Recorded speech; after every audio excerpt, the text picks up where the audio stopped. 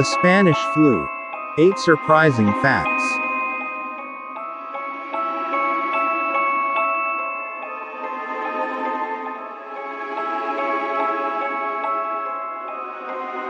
One. The Spanish flu was the world's deadliest pandemic in history. Forget about the sickness you had as a child, which you felt would wipe out both you and humanity. The Spanish epidemic, which ravaged the world from 1918 to 1919, is the worst flu on record. The official death toll from the Spanish flu was estimated to be between 20 and 50 million people globally, while this figure may be grossly underestimated. The true numbers are thought to be approximately 100 million, with the excess figures coming from areas where medical records of the cases were not kept. If the inflated figures are to be believed, the Spanish flu killed more than 3% of the world's population.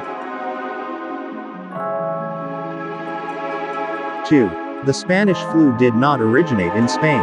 In the final year of World War I, the Spanish flu attacked in the early months of 1918. In 1918, the majority of the world's nations censored the media to avoid unfavorable news from harming their troops' morale. As a result, in order to keep their men focused on the war, these countries chose to restrict any information regarding the new type of flu. However, because Spain was neutral during the conflict, its media were free to report on whatever they wanted. People began to believe that the flu originated in Spain because it was the only European country reporting on it. What's the irony here? The Spanish press dubbed it the French flu. 3. There were several waves of the Spanish flu. The first wave of the flu, which was a comparatively weak strain, swept the globe in the early months of 1918.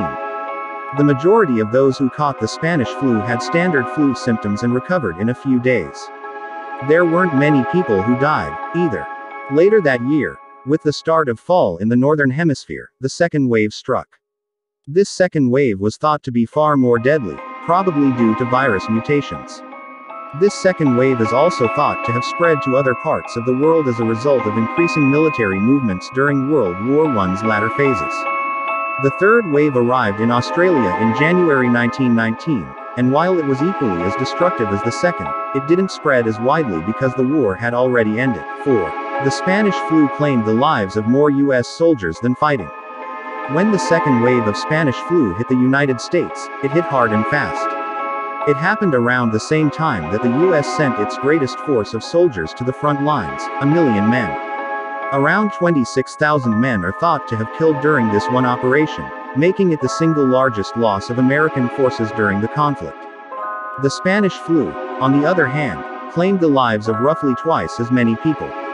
Around 15,000 soldiers died of the flu while stationed in France, with another 30,000 soldiers dying in the United States.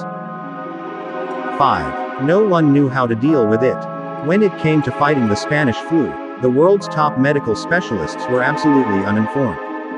Doctors responded to whatever they thought would treat or at least lessen the symptoms because there was no known cure. Aspirin, a relatively new medicine at the time, was one suspected cure-all. Doctors in the United States advised patients to take up to 30 grams of aspirin each day, which proved lethal. The fact that aspirin is highly hazardous in high dosages was not known at the time, which is thought to have raised the number of deaths in the second wave of the virus. Of course, aspirin is still used today, but in quantities of no more than 4 grams per day. 6. The Spanish flu affected people of all ages. The most prevalent strains of influenza are rarely deadly. Young children, pregnant women, those over 65, and people with specific medical conditions are frequently the ones who are most affected. The Spanish flu, on the other hand, was a little different. Many of the people who died as a result of the virus were young men and women who had no pre-existing diseases that could have complicated matters. While this is unique, the Spanish flu was as well. 7. Further deaths were averted thanks to social distance.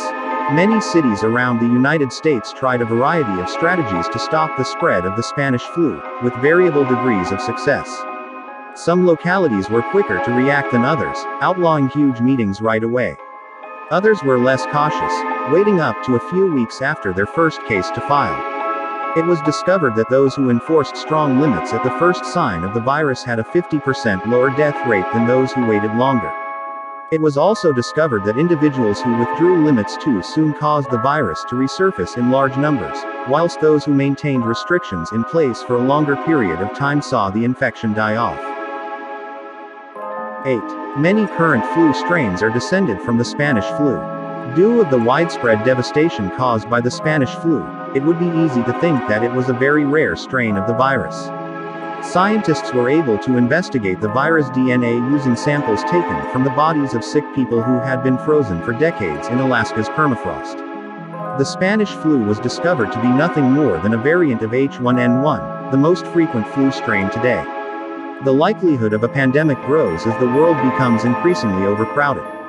When you combine this with the world's ever-increasing globalization, you'll start to see issues.